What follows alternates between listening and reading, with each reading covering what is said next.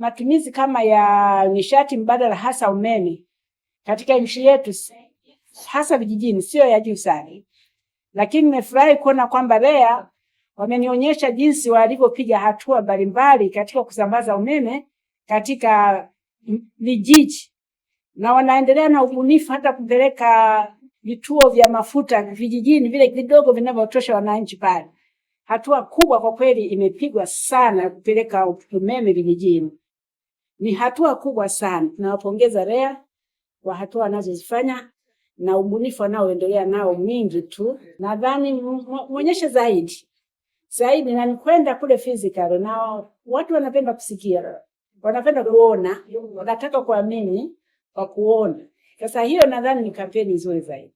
Inakuwa vizuri zaidi kiona na watu wanaotumia vifaa vyenyewe ya kupunguza matumizi ya umeme ama kutumia matumizi ya kuni na vinginevyo yanaonekana wazi na yanaonekana, na hili nalo jema. Sasa mimi naamini kabisa baadhi ya teknolojia zilizoonyeshwa pale nje zikienda vijijini zitapokelewa zaidi kuliko nyingine zile. Kwa mfano, siwezi sema kwa mfano utumie ile gesi. Gesi ikiisha mtungi lazima si utapatikana wapi. Lakini kuna vingine pale unakuta ni vinafaa sana vijijini. Teknolojia iliyowekwa pale ya rahisi katika kuingia katika kubadilika nadhani inasaidia. Sababu hatuwezi kubadilika ghafla. Lakini unaenda taratibu, hata mtu anaanza kuona alafu kuna faida kufanya hivyo. Mwishoni na yeye mwenyewe anaona kuna badilika. Hata hivi vituo kama hao wanaweza kupeleka vituo vya mafuta huko.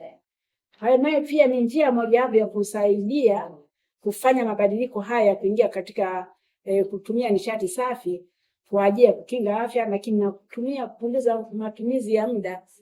Maana ukianza kutafuta kuni mpaka uziwashe mpaka uanze kupikia mpaka ukae hapo uone hapo ni kazi. Lakini wengine ukipika dakika moja umeshamaliza na unaendelea, inaweza kukupa nafasi kubwa ya kufanya kazi zaidi kuliko kusimamia upishi wa chakula tu kitakacholiwa mara moja lakini umetumia karibu siku kuipika.